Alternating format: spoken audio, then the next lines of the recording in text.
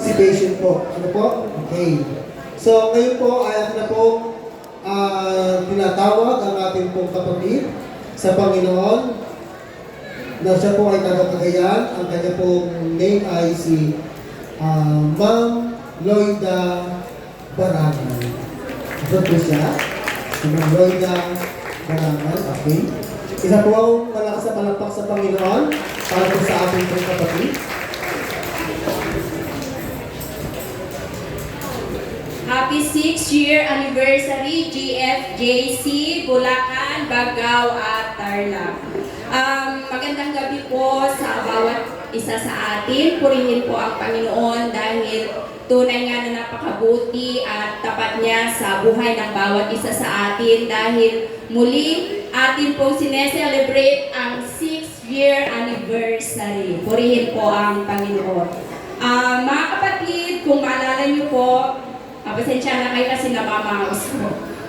Kung naalala niyo po, ako ay nag-testimony naman po last year sa ating 5th year anniversary ng GFJC na naganap po sa Tarlac. So, ang testimony ko po doon ay yung kabutihan po ng Panginoon sa aming pamilya na kung saan ay nakasama ko ang aking anak. Sa aking pong pag-for good ay nakasama ko po ang aking anak, ang aking asawa sa pagpupuri at paglilingkod sa ating pong Panginoon.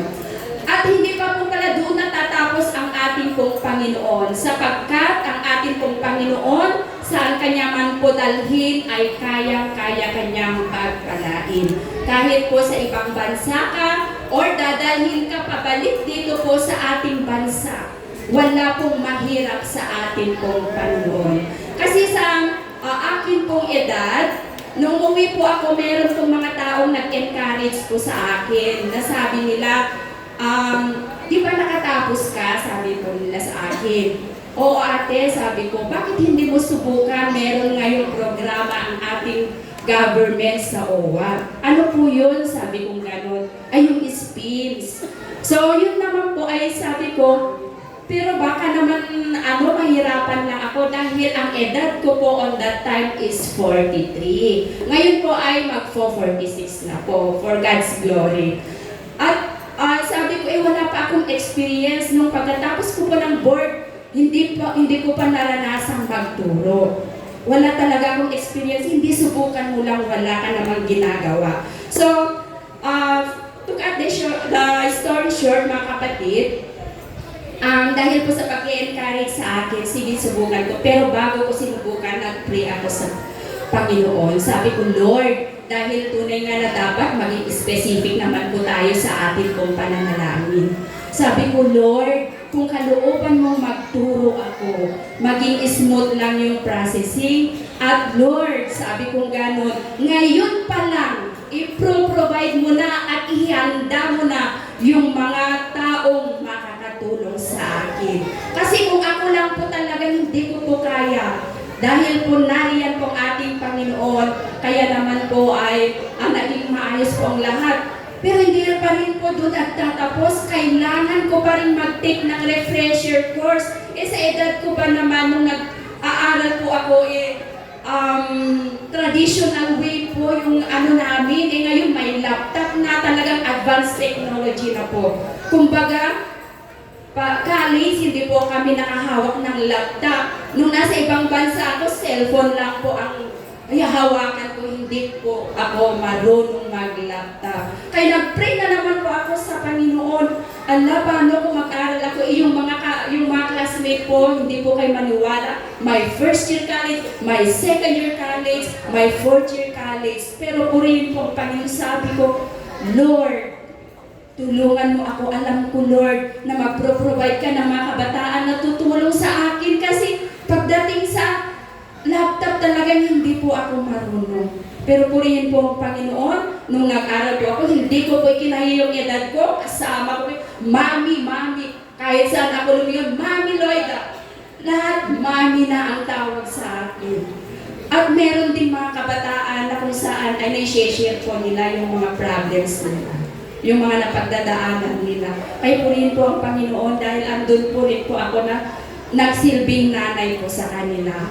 At tunay nga po na ang Panginoon din ay nag-provide ng mga kabataan na nakatulong po sa akin. Talagang mag-self-learning po pagdating po sa laptop. Hanggang ngayon, kasi yung anak ko po nagpapaturo ako, minsan wala po siyang patient. Mga kabataan ngayon, pag magpaturo naman yung mga nanay nyo, lalo na mga sa cellphone, please naman. Kung gusto naman nilang matuto, please, maging patient naman kayo sa kanila. No? Para naman kami ay makasabay sa inyo. Purihin po ang Panginoon dahil sabi ko nung nasa kalagitnaan na ang dami-dami ng pinapagawa, tapos nag-OJT ako ng umaga, tapos kapag hapon po, ako po ay nag-a-attend ng aking klase. Gusto ko ng Lord, gusto ko nang mag-give up, ayaw ko na. Sabi ko nag-iisa naman lang ang anak ko, sabi ko ganun. Pero dahil po may ginamit po ang Panginoon nung nag-preaching po si Pastor Chris. Sabi niya, ngayon ka pa ba susuko kung ang Diyos nga hindi ka sinukuan? Ngayon ka pa ba susuko? Kaya doon po talaga nabus yung spirit ko. Na sabi ko, Lord, hindi ko ginagawa ito para sa ganun ay magyabang, kundi gagawin ko ito for your glory alone. Amen. Purihin po ang Panginoon at yun po, nagpatuloy po ako, and then after, naghintay na naman po ako ng more than 1 year. At habang ako naghihintay po, ako po ay nag-volunteer na naman sa special need education. Alam niyo naman po kung ano yung mga batang andon. Pero talagang napamahal po ako sa mga batang may mga autism, mga ganun po. Yun po yung mga hawak namin, naging shadow teacher po ako doon. Tiniis ko po lahat yun. Hindi po madali. Kapati po pakikisama sa kapwa guro. Pero purihin po ang Panginoon na kapag ikaw pala ay nasa Panginoon, ay talagang andun na mamomold po yung karakter mo.